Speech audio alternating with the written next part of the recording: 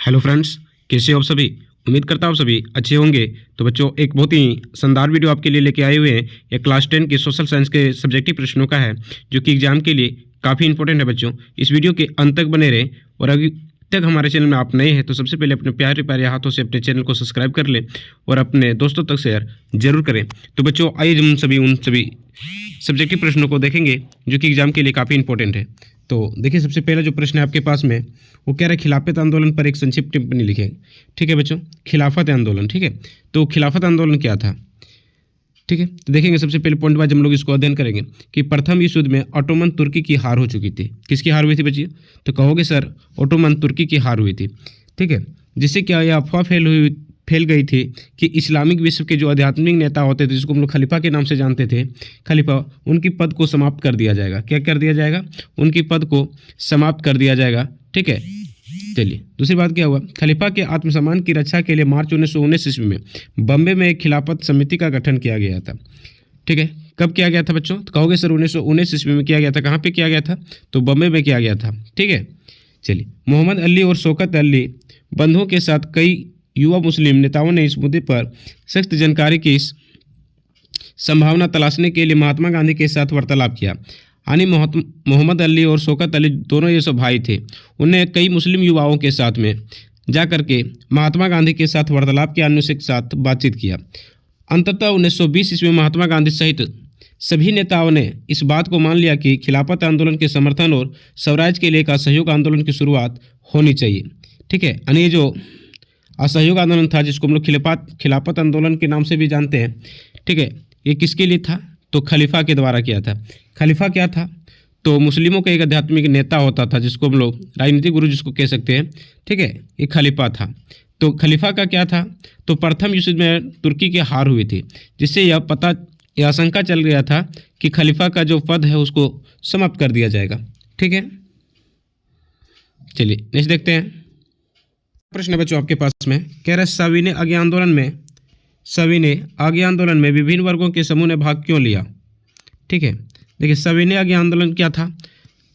तो महात्मा गांधी द्वारा चला गया एक महत्वपूर्ण आंदोलन था, जो नमक के खिलाफ चलाया गया था। ठीक है, तो विभिन्न वर्गों के लोगों ने इसमें भाग क्यों लिया था। तो समझिए सर, ज़्यादातर व्यवसायी स्वराज को एक ऐसे युग के रूप में देखते थे, यानी जो व्यवसाय लोग थे एक ऐसे युग के रूप में देखते थे जहां कारोबार पर औपनिवेशिक पाबंदियां नहीं होगी, यानी उस पर कारोबार करने के लिए कोई पाबंदियां नहीं होगी, क्योंकि उसमें अंग्रेज जो थे वो काफ़ी पाबंदियां लगा चुकी थे।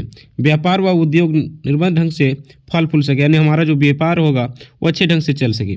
जबकि धनी किसान के लिए स्वराज का अर्थ था, यानी इसमें जो धनी किसान लोग भाग लिए तो इस सोच के साथ भाग लिए कि हमें भारी लगान के खिलाफ लड़नी होगी और इसके बाद हमें कोई लगान नहीं देनी होगी। जबकि महिलाओं के लिए स्वराज का अर्थ था कि भारतीय समाज में पुरुषों के समान हमारी भी भागीदारी होगी, हमें भी वही अधिकार मिलेगा, इसलिए महिलाओं ने इसमें भाग लिया। जबकि गरीब किसानों के लिए स्वराज का अर्थ था उनके पास स्वयं की एक ज़मीन होगी, यानी जो अति गरीब लोग थे जिनके पास अपनी भूमि नहीं थी, उन लोग इस आंदोलन में इसलिए भाग लिए तो इन लोग को लग रहा था कि हमारे पास भी एक अपनी ज़मीन होगी जिस पर हम खेती करेंगे और सरकार की कोई टैक्स या किराया नहीं देना होगा। ठीक है, तो इन कारणों से सभी वर्गों ने इसमें भाग लिया था। सविनय आज्ञा आंदोलन जो था सरकार द्वारा जो था, अंग्रेजों द्वारा जो कह सकते हैं कि नमक पर अत्यधिक कर लगा दिया गया था। जो नमक का मूल्य होता था बच्चों, उससे 10 गुना जो था उनका टैक्स लगा दिया था, जिससे जो भारतीय जनता थी वो काफ़ी परेशान हुई थी। तो महात्मा गांधी ने क्या किया था, अपने साबरमती आश्रम से 78 सहयोगियों के साथ दांडी यात्रा किया था। ठीक है, पैदल यात्रा ही कर करके समुद्र के किनारे पहुंच करके क्या किया था, नमक बनाया था और नमक के कानून का उल्लंघन किया था। ठीक है, चलिए नेक्स्ट प्रश्न कह रहा गांधी इरविन समझौता कब हुआ, इनकी किसी एक शर्त का उल्लेख करें। समझे बच्चों, गांधी इरविन समझौता कब हुआ था। तो पता है गांधी इरविन समझौता कब हुआ था। तो कहोगे सर 1931 में हुआ था। कब हुआ था। 5 मार्च 1931 ईस्वी को हुआ था। उस समय के भारत के तत्कालीन वायसराय जो थे लॉर्ड इरविन और महात्मा गांधी में एक समझौता हुआ, जिस समझौते को हम लोग गांधी इरविन समझौते के नाम से जानते हैं। इस समझौते के अनुसार सरकार ने सविनय आज्ञा आंदोलन में से संबंधित सभी बंदी रिहा कर दिए गए। यानी समझौता यह हुआ कि उसमें जो वहाँ के वायसराय थे भारत के, उसने बोला कि सविनय आज्ञा आंदोलन को आप समाप्त कर दीजिए, हम आपके जितने भी नेताओं को अरेस्ट किए हैं उन सभी नेताओं को रिहा कर देंगे। दूसरी बात, महात्मा गांधी ने सविनय आगे आंदोलन को स्थगित कर दिया और दूसरी गोलमेज सम्मेलन में भाग लेने के लिए स्वीकार कर लिया। देखिए, जो 3 गोलमेज सम्मेलन हुआ था बच्चों, तो प्रथम गोलमेज सम्मेलन में कांग्रेस भाग नहीं लिए थे, ठीक है। दूसरे गोलमेज में भाग लेने के लिए इरविन ने महात्मा गांधी के पास आए। चूंकि अंग्रेजों को पता था कि जब तक कांग्रेस इसमें भाग नहीं लेगा तब तक ये गोलमेज सम्मेलन सफल नहीं होगा, तो इसलिए महात्मा गांधी को दूसरे गोलमेज सम्मेलन में सम्मिलित होने के लिए उनके पास यह समझौता करने के लिए आए थे। और अंततः महात्मा गांधी जो है दूसरे गोलमेज सम्मेलन में भाग लेने के लिए तैयार भी हो गए, ठीक है। चलिए अगला प्रश्न है बच्चों, देखिए यहाँ पे कह रहा है रॉलेट एक्ट क्या था। गांधी जी ने रॉलेट एक्ट का विरोध किस प्रकार से किया। तो बच्चों हम लोग जान रहे हैं कि रॉलेट एक्ट जो था, जिसको हम लोग काला कानून के नाम से जानते हैं, या 1919 ईस्वी में अंग्रेजों द्वारा लाया गया था, ठीक है। सबसे पहले समझें तो भारत में ब्रिटिश शासन के हो रहे प्रतिरोधों के खिलाफ, यानी जो ब्रिटिश सरकार के खिलाफ जो विरोध हो रहे थे, ठीक है, उनके खिलाफ ब्रिटेन के इम्पीरियल लेजिस्लेटिव काउंसिल ने 1919 में एक कानून पारित किया था जिसे रॉलेट एक्ट के नाम से जाना जाता है, ठीक है। इस एक्ट के द्वारा क्या होता था, किसी भी भारतीयों को शंका के आधार पर अरेस्ट कर लिया जाता था और उन पर ना ही अपील और ना ही दलील करने का प्रावधान था। 1918 में अंग्रेजी सरकार ने रॉलेट एक्ट की अध्यक्षता में एक समिति नियुक्त की थी। इस समिति ने यह निर्देश दिया था कि भारत में क्रांतिकारी आंदोलन को रोकने के लिए किस तरह का कानून बनाया जाए क्योंकि देश का कानून अपर्याप्त है। अगला, इस कानून के द्वारा सरकार को राजनीतिक गतिविधियों को कुचलने और राजनीतिक कैदियों को 2 साल तक बिना मुकदमा चलाई जेल में बंद रखने का अधिकार मिल गया था। इसी कारण भारतीयों ने रॉलेट एक्ट का विरोध किया। गांधी जी ने इस अन्यायपूर्ण कानून के खिलाफ या हिंसक ढंग से नागरिक अवज्ञा करने की घोषणा की। इस नागरिक अवज्ञा को 6 अप्रैल 1919 से एक हड़ताल के साथ प्रारंभ होना निश्चित किया गया, ठीक है। रॉलेट एक्ट के खिलाफ विभिन्न शहरों में रैलियां एवं जुलूसों का आयोजन किया गया। रेलवे कामगार हड़ताल पर चले गए, दुकान स्वतः बंद हो गए, टेलीग्राफ सेवाएं बाधित कर दी गई। इस प्रकार से देश में अर्थव्यवस्था का आलम फैल गया। 10 अप्रैल 1919 ईस्वी को, कब, तो बच्चों याद रखोगे, 10 अप्रैल 1919 ईस्वी को पुलिस ने अमृतसर से एक शांतिपूर्ण जुलूस पर गोली चला दी, जिससे लोग उग्र हो गए और बैंकों, डाकघरों तथा रेलवे स्टेशनों पर हमले करने लगे, ठीक है।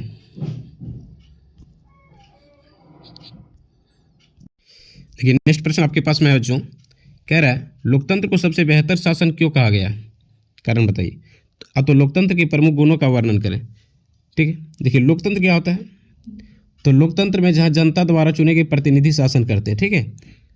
तो लोकतंत्र को अन्य शासन प्रणालियों से बेहतर बताया गया क्योंकि इस शासन व्यवस्था में कुछ ऐसे गुण पाए जाते हैं जो अन्य शासन व्यवस्था में नहीं होते। सबसे पहले देखिए, यह जनमत पर आधारित होता है। जनमत मतलब क्या होता है समझिए, यह शासन जनता की सामान्य इच्छा के अनुसार चलाया जाता है और प्रत्येक व्यक्ति की इच्छा को ही ध्यान में रखा जाता है। जैसे बच्चों हम लोग जानते हैं कि लोकतंत्र में क्या होता है, ये जनमत पर आधारित होता है कि जनता यहाँ सर्वोपरि होता है। प्रत्येक 5 वर्ष के बाद जनता सरकार को चुनती है, ठीक है, और प्रत्येक जनता को अपना एक मताधिकार का अधिकार होता है जिनकी आयु 18 वर्ष पूर्ण हो चुकी है, ठीक है। चलिए दूसरा, उत्तरदायी, जिम्मेवार और वैध शासन व्यवस्था। लोकतंत्र में वैधानिक तरीके से जनता सरकार चुनती है, अतः सरकार भी जन कल्याण के प्रति उत्तरदायी और जिम्मेवार होती है, क्योंकि उनको पता होता है कि अगर हम जनता के हित में कार्य नहीं करेंगे तो नेक्स्ट बार हमें हार का सामना करना पड़ेगा, ठीक है। और यहाँ की जनता भी जानती है कि जो सरकार हमारे अनुसार कार्य नहीं करेगी हम उन सरकारों को चेंज कर सकते हैं। समानता और समता का पोषक। लोकतंत्र के अंतर्गत जाति, वंश, रंग, धर्म, लिंग आदि का भेदभाव नहीं किया जाता है। कानून के सामने सभी नागरिक समान माने जाते हैं। सभी नागरिकों को अपने विचार, भाषण, सभा आदि करने की छूट दी जाती है। जितने भी लोकतांत्रिक देश है बच्चों, उन सभी लोकतांत्रिक देशों में, ठीक है, जो वहाँ के नागरिक होते हैं उनको कुछ मौलिक अधिकार प्राप्त होते हैं उनके अनुसार से, ठीक है। उसके साथ ना ही भेदभाव किया जाता है और ना ही उनको अधिकार को मारा जाता है। चलिए अगला है व्यक्ति की गरिमा में वृद्धि। व्यक्ति की गरिमा में वृद्धि, इसे सभी नागरिकों को समान माना जाता है। सभी व्यक्ति गरिमा के साथ जीता है, ठीक है। उसे किसी भी नीच की दृष्टि से नहीं देखा जाता, चाहे वो किसी भी जाति, धर्म, रंग, भाषा या पैसा आदि की हो। विविधताओं में सामंजस्य, यह टकरावों को टालने में संभालने का तरीका देता है। ठीक है। यानी कि जो होता है बच्चों, देखिए कोई भी देश जो होता है उसमें एक जाति एक धर्म के लोग नहीं रहते हैं। तो और उनमें क्या होता है कि लोकतंत्र में सभी वर्गों के समूह को भागीदारी होती है, जिसके कारण क्या होता है आपस में टकराव जो होते हैं वे कम होते हैं। इसमें गलतियों और सुधारने की गुंजाइश होती है। लोकतंत्र में काफ़ी विचार विमर्श के बाद ही निर्णय लिए जाते हैं, जिससे गलतियों को सुधारने का अवसर प्राप्त होता है, इससे टकराव भी टल जाते हैं। ठीक है। प्रश्न है बच्चों, काफ़ी इंपॉर्टेंट प्रश्न है ये। देखिए प्रश्न है कि राष्ट्रीय ग्रामीण रोजगार गारंटी अधिनियम 2005 को क्रियान्वित करने के उद्देश्य की क्या व्याख्या है। ठीक है। तो राष्ट्रीय ग्रामीण रोजगार गारंटी अधिनियम 2005, ठीक है, जिसको हम लोग मनरेगा के नाम से जानते हैं। ठीक है। इसके क्रियान्वित करने के क्या उद्देश्य थे। सबसे पहला उद्देश्य बच्चों, यह अधिनियम देश के 200 जिलों में काम का अधिकार लागू करने के लिए बनाया गया था। इनका प्रमुख उद्देश्य ग्रामीण बेरोजगारी और गाँवों में से पलायन को कम करना था। ठीक है। उन सभी लोगों को जो कम करने में सक्षम है, उन्हें काम की ज़रूरत है, को 100 दिनों तक के रोजगार उपलब्ध कराया गया। गरीबी रेखा से नीचे रहने वाले लोगों के आय में वृद्धि कर उनके जीवन स्तर को ऊपर उठाने का प्रयास किया गया। ठीक है। अगला, भविष्य में भूमि से उत्पादन बढ़ाने वाले कामों की वरीयता दिया गया। भविष्य में भूमि से उत्पादन बढ़ाने वाले कामों को क्या किया गया, तो वरीयता दिया गया, अन्य इसको महत्व दिया गया। गाँव में सड़क तालाब आदि का निर्माण तेजी से किया गया। बच्चों आप लोग को पता है कि अभी नरेगा के तहत डोभात टीसीबी वगैरह ये सब बहुत से कार्य किए जाते हैं। ये किसका कार्य है, तो ये मनरेगा का कार्य, जिसमें प्रत्येक ऐसे व्यक्ति जिनको काम करने की इच्छा हो, ठीक है, 100 दिनों तक काम उनको निश्चित किया जाता है। ठीक है। तो ये किसका कार्य था बच्चों, तो राष्ट्रीय ग्रामीण रोजगार गारंटी अधिनियम 2005 का।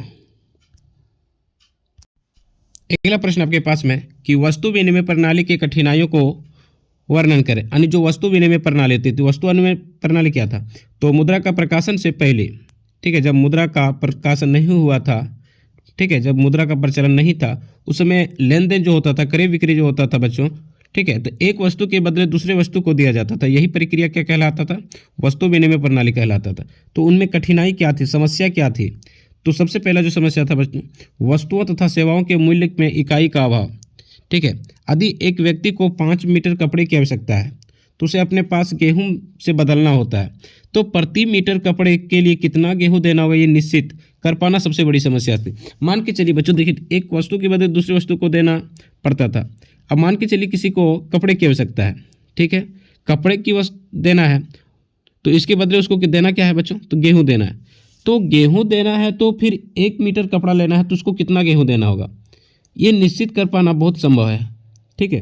दूसरी बात, वस्तु विनिमय प्रणाली आवश्यकता के दोहरे संयोग पर आधारित प्रक्रिया है।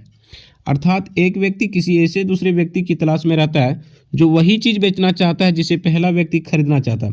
जैसे कि फॉर एग्जांपल हम समझेंगे, जैसे मान के चलिए हमें आटा, हमारे पास गेहूँ है, ठीक है, हमें चावल की आवश्यकता है, तो हम उसी व्यक्ति को खोजेंगे जो चावल हमें दे दे। तो अगर चावल हमारी आवश्यकता पूर्ण, लेकिन हमको भी हमारे पास जो गेहूं है वो भी देखना होगा कि दूसरे जो व्यक्ति होगा उनको गेहूं की आवश्यकता है कि नहीं है। अन्यथा हमारी चावल की आवश्यकता तो पूर्ति हो सकती है, लेकिन उनकी गेहूं की आवश्यकता नहीं होगी, इसलिए हमारा वहाँ पे वस्तुओं का जो विनिमय होगा वे नहीं हो पाएगा। अगला, ऐसा विनिमय जिसमें भुगतान भविष्य में किया जाना होता है। ऐसा विनिमय जिसमें भुगतान भविष्य में किया जाना होता है वस्तु विनिमय प्रणाली के गंभीर दोष को व्यक्त करता है।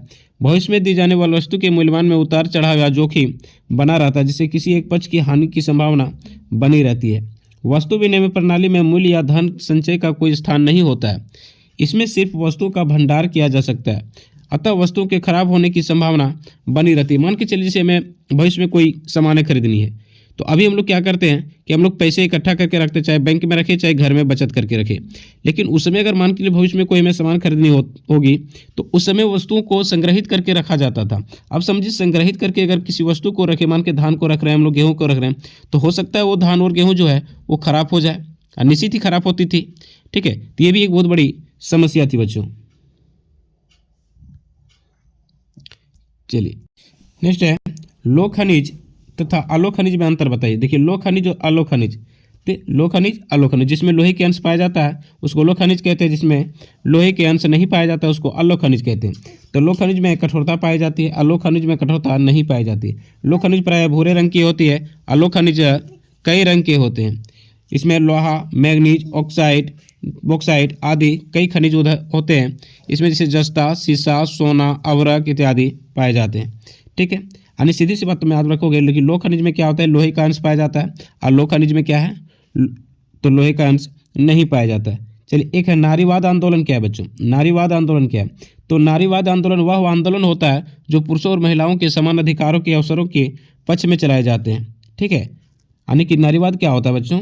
तो नारीवाद आंदोलन एक ऐसी आंदोलन होते हैं जहां महिलाएं पुरुषों के समान अपने अधिकार के लिए चलाए जाते हैं। ठीक है, यानी जो महिलाएं होती है वो पुरुषों के इक्वल अपना अधिकार पाने के लिए चलाते हैं। ठीक है, चलिए अगला प्रश्न है।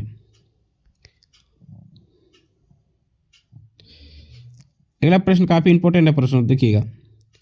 कह रहा कि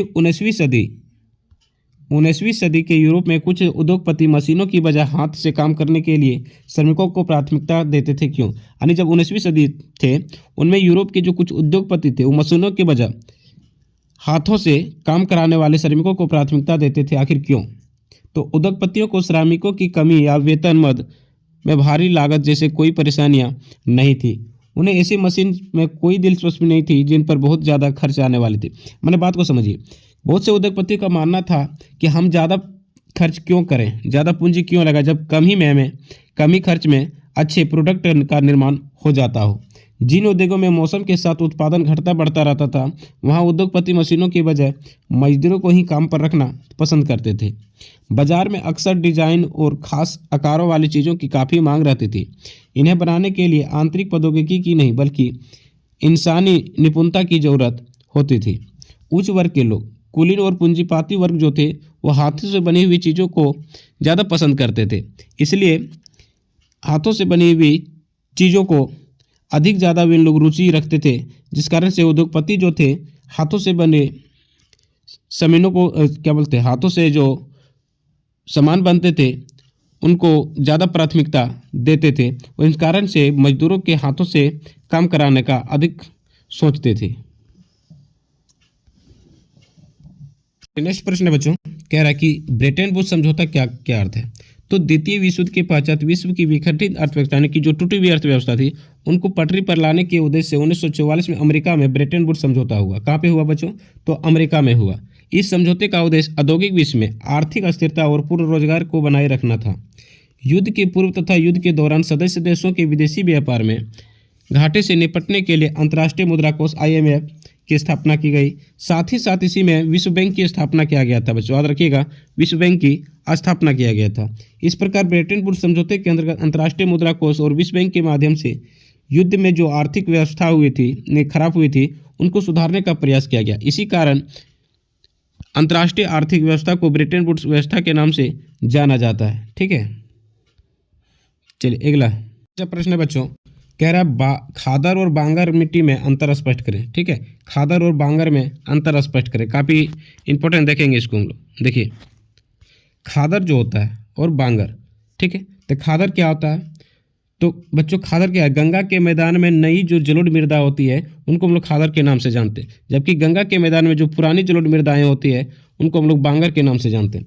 बाढ़ के समय नदी का पानी सारे क्षेत्र में फैल जाता है तथा नई जलोढ़ मृदा का जमा हो जाती है। निरंतर जलोढ़ के जमने से यह निक्षेप चबूतरा जैसा ऊंचा हो जाता है और यह बाढ़ का पानी यहाँ नहीं पहुँच पाता है। तीसरा लिखोगे, यह अधिक उपजाऊ होता है। यह क्या होता है बच्चों? तो यह कम उपजाऊ होती है। यह बाढ़ के मैदान का अभिन्न अंग है। यह बाढ़ के मैदान से अलग ऊंचा एक भूखंड है। तो आप लोग को खादर और बांगर में कम से कम 3 डिफरेंस लिखना है। ठीक है, तो सीधी सी बात आप रखोगे तो जो नई जलोढ़ मृदाएं होती है बच्चों, इसको हम लोग खादर कहते हैं। पुरानी जलोढ़ मृदा को हम लोग क्या कहते हैं? तो बांगर कहते हैं। ठीक है, यह अधिक उपजाऊ होता है, एक कम उपजाऊ होता है। ठीक है, यह बाढ़ के समय नदी का पानी सारे क्षेत्र में फैल जाता है और इनसे क्या होती है कि जलोढ़ खादर मृदा का निर्माण होता है। ठीक है, इससे क्या होता है कि निरंतर जलोढ़ के जमने से यह निक्षेप चबूतरे जैसे ऊंचा हो जाता है, जिससे बांगर का निर्माण होता है। यह बाढ़ के मैदान का अभिन्न अंग है। यह बाढ़ के मैदान से अलग ऊंचा एक भूखंड होता है। ठीक है, कह रहा है कि भारत में वन और वन्य जीव के संरक्षण क्यों आवश्यक है? बच्चों हम लोग जान रहे हैं कि भारत में जो वन है और वन्य जीव की जो स्थिति है वो कितनी दयनीय है। तो इनकी संरक्षण की क्यों आवश्यकता है? तो भारत में वन और वन्य जीव के संरक्षण की निम्नलिखित आवश्यकता है। वन और वन्य जीवन संरक्षण से पारिस्थितिकी विविधता जो होती है, यानी पर्यावरण की जो विविधता होती है वो बनी रहती है। इनके संरक्षण से हमारे जीवन को शायद रखने वाले संसाधनों को बनाए रखा जा सकता है। जीवन संसाधन जैसे जल, वायु, मृदा इत्यादि है बच्चों।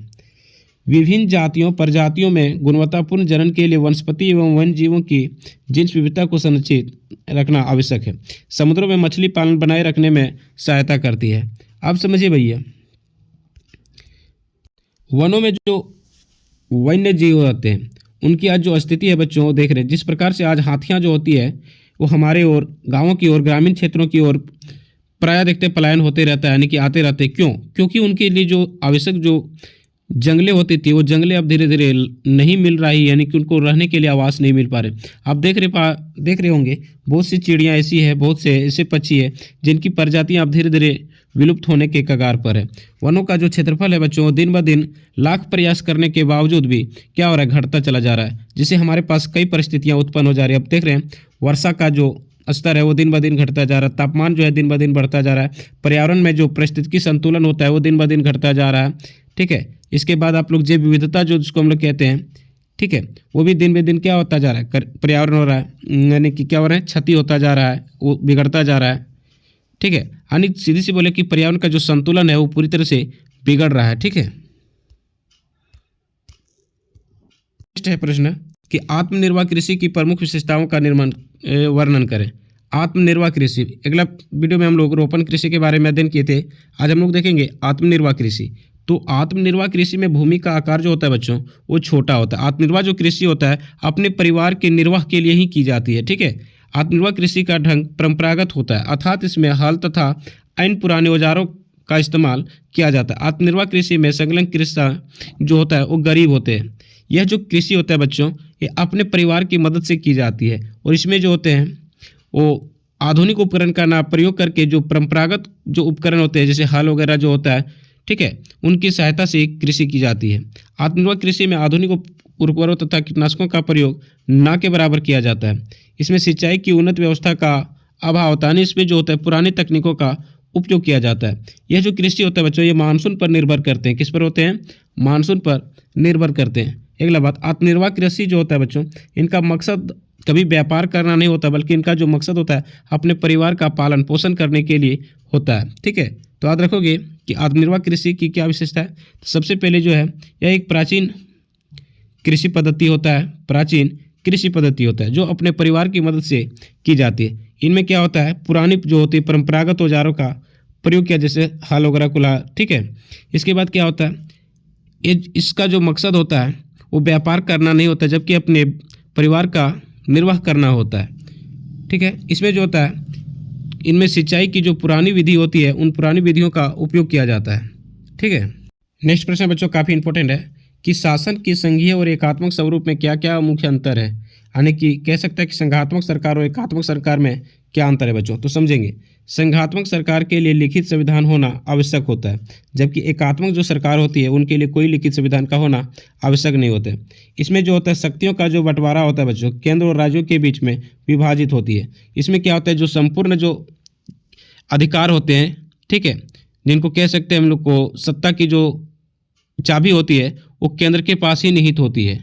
ठीक है, जैसे हम लोग भारत में कह सकते हैं भारत में जो शक्तियों का विभाजन है बच्चों केंद्र और राज्यों के बीच में स्पष्ट कर दिया गया है। जबकि अगर इंग्लैंड बात करेंगे, फ्रांस बात करेंगे, श्रीलंका बात करेंगे, वहाँ पे शक्तियों का विभाजन एक ही जिसे केंद्र के पास ही निहित है। इसमें क्या आता है केंद्रीय सरकार राज्य सरकार का आदेश जारी नहीं कर सकता है। कोई भी केंद्र सरकार जो है भारत में जिसमें जैसे जहाँ संघात्मक सरकार है राज्य सरकार को आदेश जारी नहीं कर सकता, जबकि जो केंद्रीय सरकार होती है, ठीक है, वो राज्य अथवा स्थानीय प्रशासन को आदेश जारी कर सकता है एकात्मक सरकार में। ठीक है, संविधान प्रायः कठोर होता है, एकात्मक क्या होता है संविधान प्रायः क्या होता है लचीला होता है। ठीक है, चलिए इसके बाद क्या होता है बच्चों जो संगठनात्मक सरकार की जो संविधान होती है वो उसको हम लोग परिवर्तन भी कर सकते हैं। क्या कर सकते हैं? परिवर्तन भी कर सकते हैं, लेकिन उतनी आसानी से परिवर्तन नहीं किया जा सकता है। जबकि उधर जो एकात्मक में होता है उनकी जो संविधान होती है उनकी मर्जी के अकॉर्डिंग परिवर्तन किया जा सकता है। संघातक सरकार में प्रायः दोहरी नागरिकता होती है। संघात्मक सरकार में प्रायः दोहरी नागरिकता होती है। जबकि एकात्मक सरकार में इकहरी नागरिकता होती है। कोई भी व्यक्ति कहीं भी रहे उसे देश की नागरिकता प्राप्त होती है। ठीक है। संघात्मक सरकार में प्रायः दोहरी नागरिकता होती है, एक राज्य में जिसमें व्यक्ति रहता है तथा दूसरी संघ में होती है। ठीक है। भारत में किस प्रकार की नागरिकता है बच्चों? तो याद रखोगे इकहरी नागरिकता। हम लोग सिर्फ भारतीय, बाकी कहीं भी राज्य में रहे उसे कोई मतलब नहीं है। हम लोग का नागरिकता की पहचान है, हम भारतीय हैं। ठीक है। अगला प्रश्न है 1815 ईस्वी के में संपन्न वियना सम्मेलन की प्रमुख बातें क्या थी? तो 1815 में जो वियना सम्मेलन हुआ था उनके प्रमुख उद्देश्य क्या थे समझेंगे। तो सबसे पहला था उन राजतंत्रों को फिर से बहाल किया जाए जिसे नेपोलियन ने समाप्त कर दिया है ना। युद्धों को रोकने के लिए एक सर्वमान्य तथा सक्षम संविधान का निर्माण किया जाए। यानी जो युद्ध चल रहा था बच्चों, उन युद्धों को रोकने के लिए एक सर्वमान्य तथा सक्षम संविधान का निर्माण किया जाए। पराजित राष्ट्र विजित राष्ट्रों को, यानी जो जीते, ठीक है, विजित राष्ट्रों को क्षतिपूर्ति दे। यानी जो राष्ट्र हारेंगे, ठीक है, वह जो जीतने वाले राष्ट्र है उनको जो क्षति होगी उनकी भरपाई करे। दास प्रथा को समाप्त कर दिया जाए। फ्रांस में राजतंत्र की बहाली कर बूर्बो वंश को शासन सत्ता सौंप दी जाए। ये किसके थे? तो 1815 में जो वियना सम्मेलन हुए थे उनकी मुख्य बातें थी बच्चों। जो प्रश्न है कह रहा सड़क परिवहन की विशेषताओं का वर्णन करें, या तो इनके कोई लाभों को लिखें या तो इनके गुणों को लिखें। तो सड़क परिवहन क्या है? ठीक है, इनके क्या क्या लाभ है बच्चों। सबसे पहला लाभ हम लोग देखें कि परिवहन के अन्य साधनों के पीछे सड़क का निर्माण लागत बहुत कम होता है। यानी कह सकते हैं कि जो सड़क परिवहन होता है सबसे सस्ता परिवहन होता है। सड़कों में दुर्गम स्थानों पर भी बनाया जा सकता है, यानी कि ऐसे स्थानों पर बनाया जा सकता है जहाँ पे अन्य जो होते हैं, जैसे वो अन्य जो परिवहन के जो साधन है उनको नहीं बनाया जा सकता है। ठीक है। सड़कों को नगरों, गाँवों, मोहल्लों और गलियों में भी बनाया जा सकता है। सड़कें छोटी दूरी की यात्रियों तथा माल परिवहन के लिए सबसे उत्तम साधन है। अब जैसे मान के रेलवे परिवहन करेंगे तो क्या रेलवे परिवहन गाँव के हर मोहल्ले तक, हर कुलियों तक क्या संभव है इसको बनाना? कहोगे सर जी नहीं। तो इसलिए सड़कें जो होती है हर वो घरों तक पहुंच सकता है, हर एक गाँव तक पहुंच सकता है। ठीक है। इसके बाद क्या, जल्दी खराब होने वाली वस्तुओं के लिए सड़क परिवहन एक महत्वपूर्ण साधन है। ठीक है। सड़क परिवहन अन्य परिवहन के साधनों जैसे रेल, समुद्री पतन, वायु पतन, ठीक है, आदि के सामान एवं यात्रियों को पहुंचाने का सबसे उपयोगी होता है। जैसे मान के चलिए, जैसे अभी रेलवे मान के चलिए हमें जाना है तो धनबाद से हमें रेल पकड़ना है, तो धनबाद तक जाने के लिए सुविधा कौन दे रहा है? तो हमें सड़क चाहिए। ठीक है। तो रेलवे का जो साधन है बच्चों उसको हर जगह उपलब्ध कराना संभव नहीं है। ठीक है। तो प्रश्न है कह रहा है श्रीलंका में सिंहली तथा तमिल समुदाय के बीच तनाव के क्या कारण थे? तो देखिए श्रीलंका में सिंहली बहुसंख्यक है जबकि जो तमिल है वो अल्पसंख्यक है। श्रीलंका में सिंहली समुदाय ने अपनी बहुसंख्यक बल के शासन पर प्रभुत्व जमाने का प्रयास किया। कई ऐसे कदम उठाए उन्होंने जिसमें अल्पसंख्यक तमिल जो समुदाय है उनको सत्ता में उचित साझेदारी नहीं मिली, उनके हितों की हानि हुई, यानी उनकी हितों की अवहेलना किया गया। इनमें निम्नलिखित कारण है। ठीक है। तो प्रमुख है, देखिए तमिल भाषा की अवहेलना करते हुए सिंहली भाषा को देश का एकमात्र राजभाषा घोषित कर दिया गया, यानी तमिल की अवहेलना किया गया। ठीक है। और सिंहली जो था उनको एकमात्र क्या किया गया? तो राजभाषा घोषित कर दिया गया श्रीलंका में। विश्वविद्यालय तथा सरकारी नौकरियों में सिंहलियों को प्राथमिकता दी गई। ठीक है।